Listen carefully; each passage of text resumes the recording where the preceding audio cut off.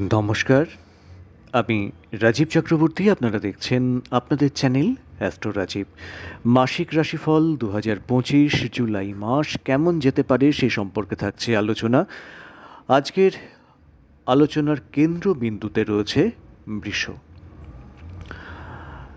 বৃষ মহাকালপুরুষের দ্বিতীয় ক্ষেত্র, শুক্র প্রভাবিত স্থির প্রকৃতির রাশি, পৃথ্বী এর তত্ত্ব।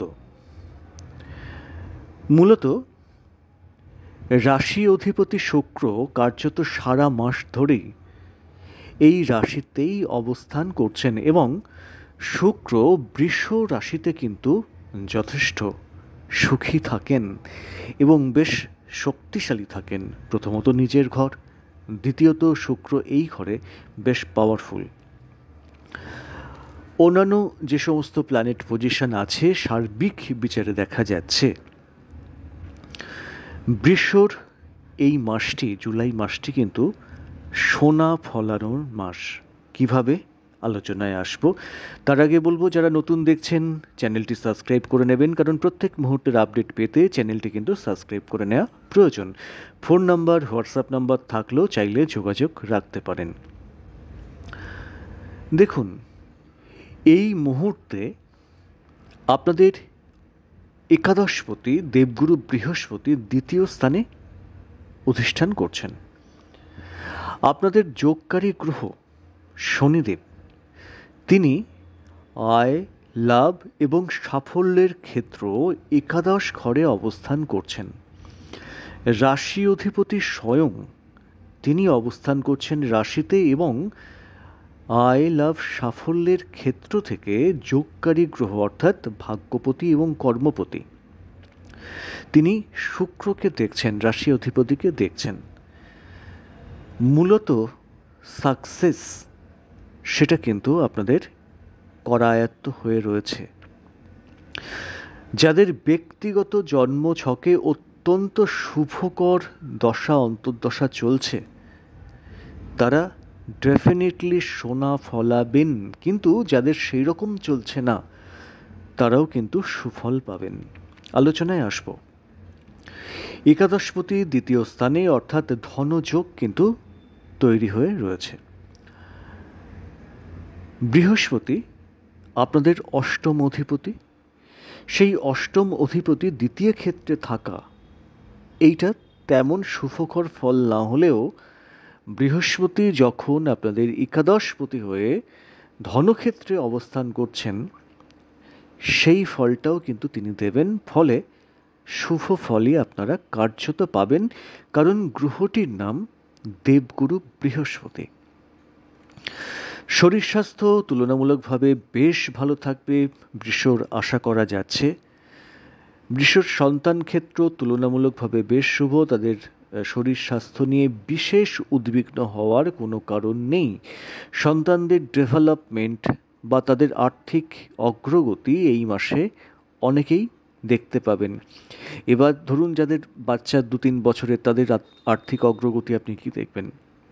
সেক্ষেত্রে প্রভাব পড়বে তার বাবা বা মায়ের উপরে, অর্থাৎ আপনি যদি বৃষ হন, আপনি যদি বাবা হন বা মা হন, আপনার উপরে প্রভাব পড়বে।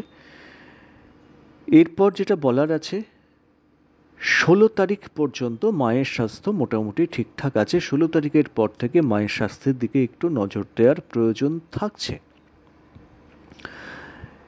এই 16 তারিখ পর্যন্ত মায়ের স্বাস্থ্য নিয়ে খুব উদ্বিগ্ন হওয়ার কিন্তু কোনো কারণ নেই। যেটা হতে পারে মায়ের একটা শারীরিক দুর্বলতা আসতে পারে, এর বাইরে কিছু নয়। কিন্তু 16 তারিখের পর থেকে মায়ের স্বাস্থ্যের দিকে একটু নজর দেওয়ার প্রয়োজন থাকছে, পিতার স্বাস্থ্যের দিকে বরং নজর রাখুন।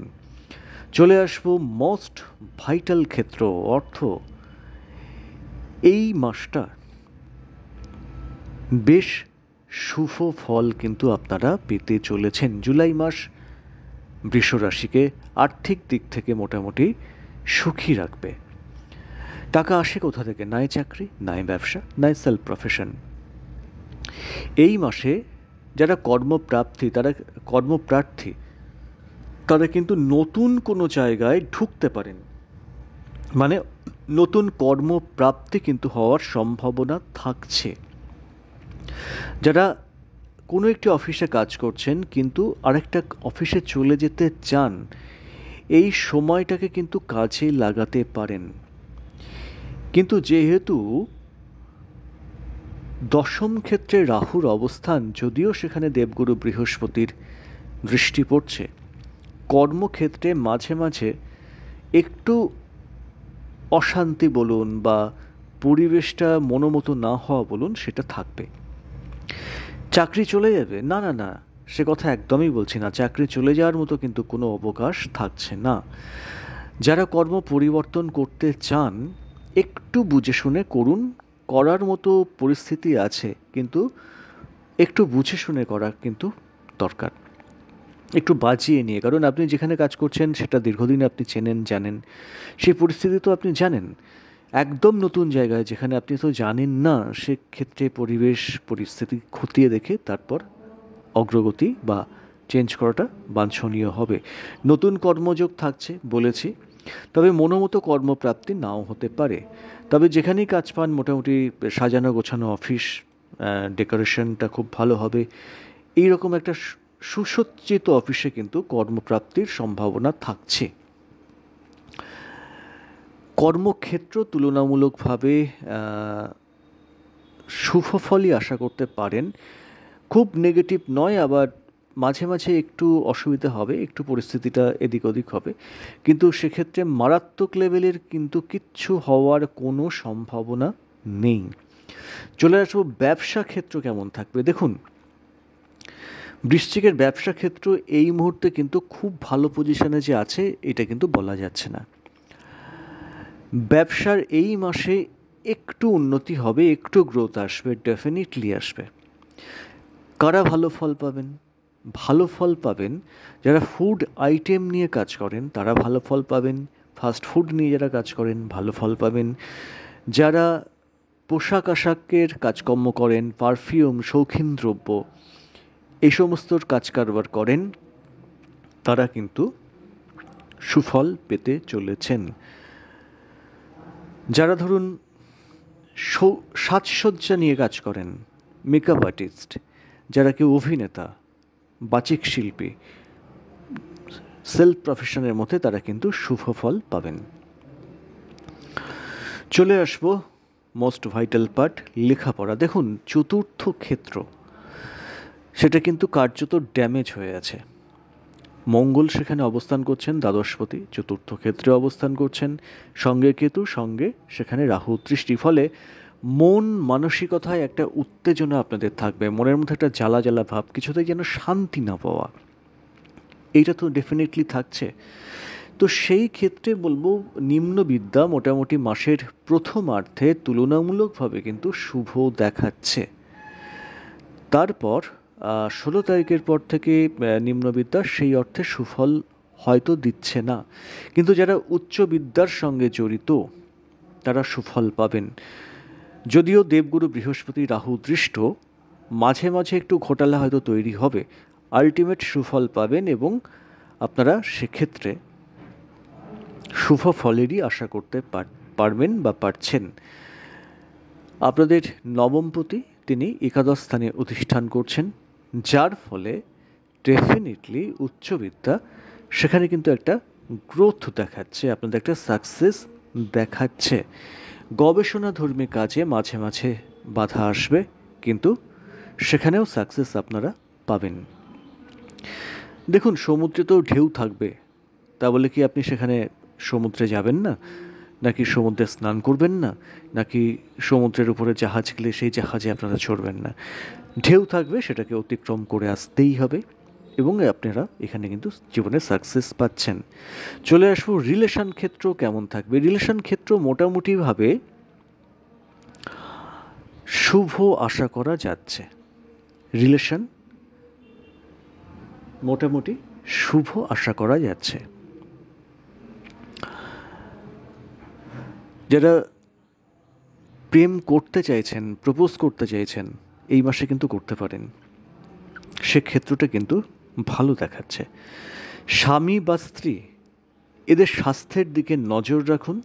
আরেকটি কথা বলবো, আপনি যদি বৃষ হন, আপনার স্ত্রী বা আপনার স্বামী, তাদের কোনো রকম চোট, আঘাত, দুর্ঘটনা, রক্তপাত থেকে একটু সাবধান থাকার প্রয়োজন থাকছে। তারা একটু হাইপার থাকবে, তাদের একটু মেজাজটা গরম থাকবে, সেগুলোকে একটু অ্যাডজাস্ট করে চলার জায়গা রয়েছে। দাম্পত্য ক্ষেত্রটা কিন্তু খুব একটা পজিটিভ নয়। দাম্পত্য ক্ষেত্রে তো অনেকগুলো পার্ট থাকে, বিভিন্ন রকম ভাগ থাকে দাম্পত্য ক্ষেত্রে, আপনারা তো জানেন, বেড রিলেশন বা এই ধরনের ব্যাপার স্যাপার, সেগুলো খুব একটা যে ভালো দেখাচ্ছে এমন নয়। তাদের শরীর স্বাস্থ্য, মন মানসিকতা কোনোটাই ঠিকঠাক থাকছে না। এইবার চলে আসব অন্যতম ক্ষেত্র, সেটা হচ্ছে আইনি ক্ষেত্র। দ্বাদশপতি কেতুযুক্ত রাহুদৃষ্ট, ভাগ্যপতি একাদশ স্থানে, দেবগুরু বৃহস্পতি দ্বিতীয় অবস্থান করছেন। ষষ্ঠ ক্ষেত্রে ষষ্ঠপতি তিনি রয়েছেন রাশিতে। দেখুন, আইন আদালত কোর্ট কাছারি থেকে খুব নেগেটিভ ফল পাওয়ার সম্ভাবনা হয়তো নেই, কিন্তু খুব সামলে দ্বাদশপতি কেতুযুক্ত রাহুদৃষ্ট, ফলে এই মাসটা 28 তারিখ পর্যন্ত কিন্তু যথেষ্ট সামলে চলার প্রয়োজন থাকছে বা রয়েছে। যারা